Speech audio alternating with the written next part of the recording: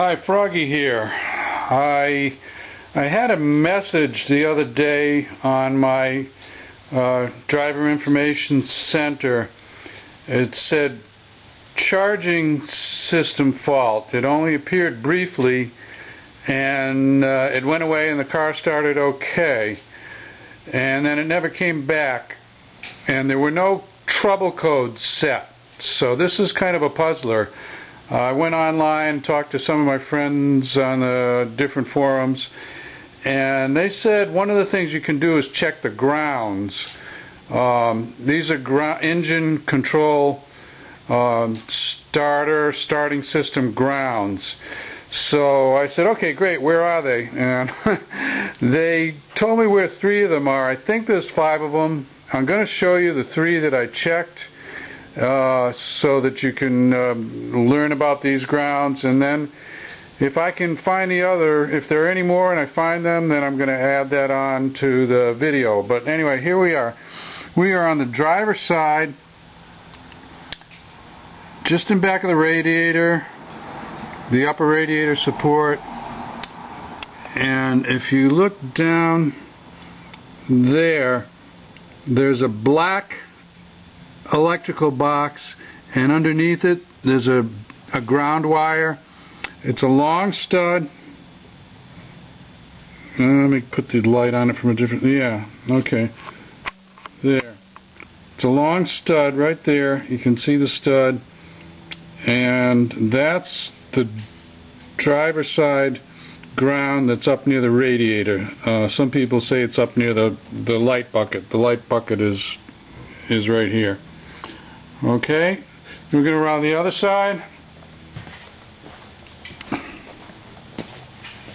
It's pretty much in the same place on the other side. There it is right there.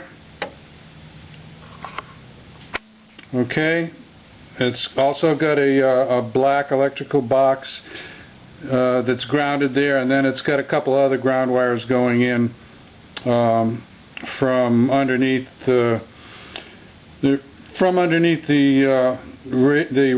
coolant overflow tank. They don't have anything to do with the coolant overflow tank, but there's the tank right there. Now there's a third one that I found.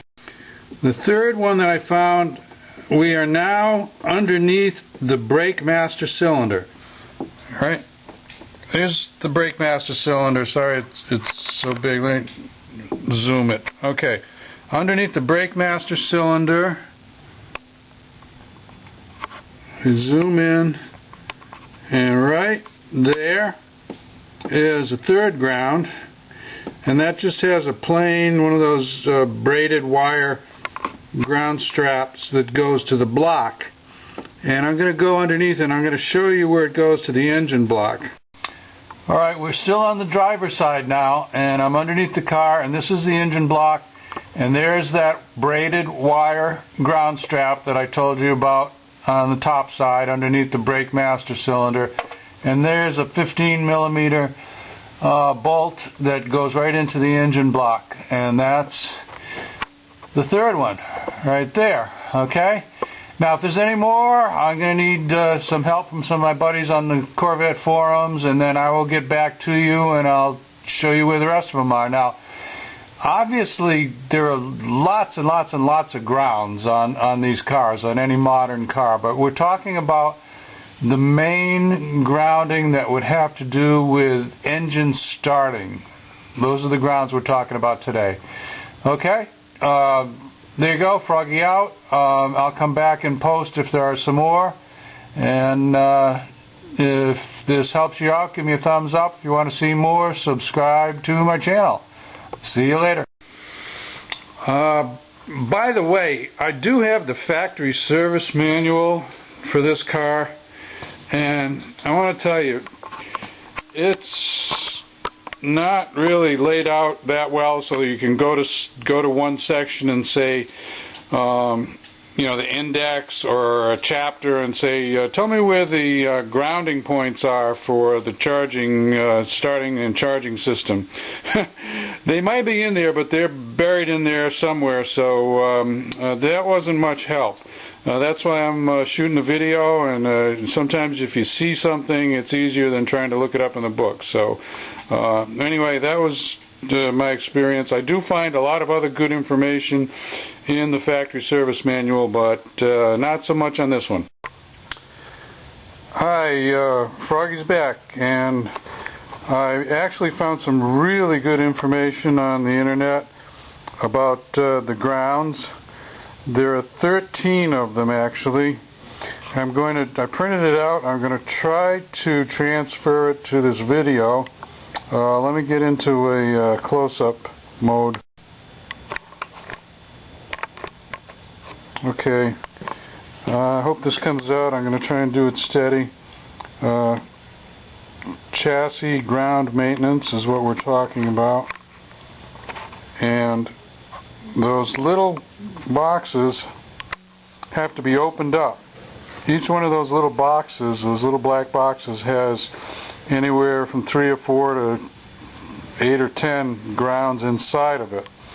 So you don't just tighten down the nut on the lug, you have to open up the box.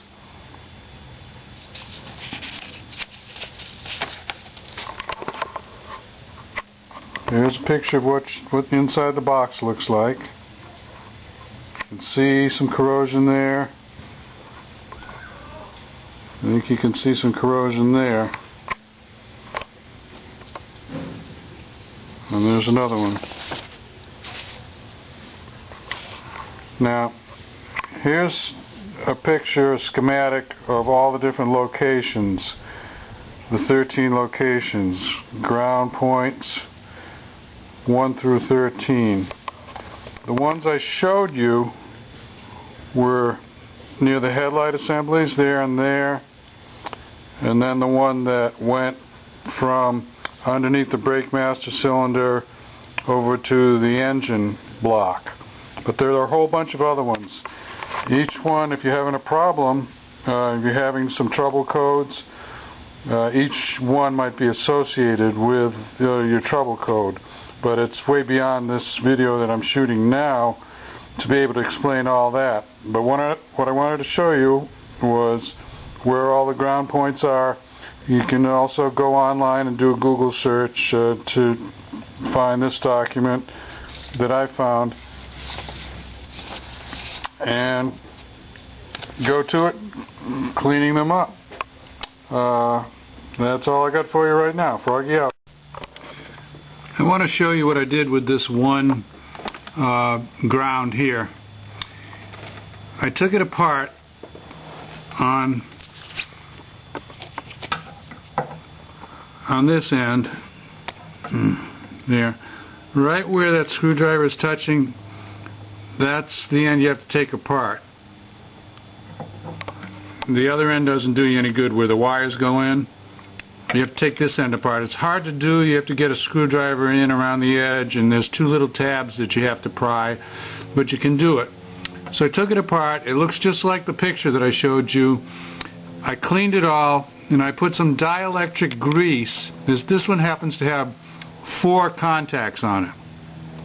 4 ground wires onto this big main lug that grounds to the chassis. So I put dielectric grease on each of those. Now the other side, there, that side, it's not a very good design. It's actually open to the elements. It's just holes where the wires go in to make the contacts inside.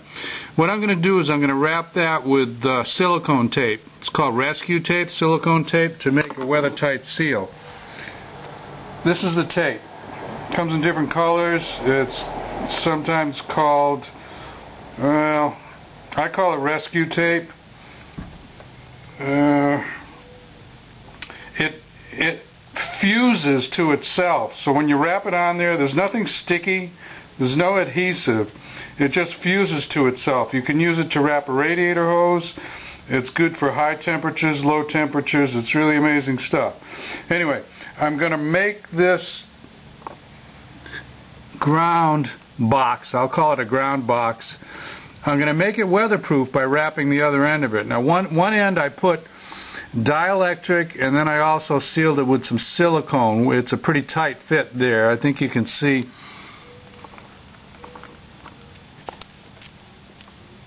You can see how tight. You know, that's a tight seal there.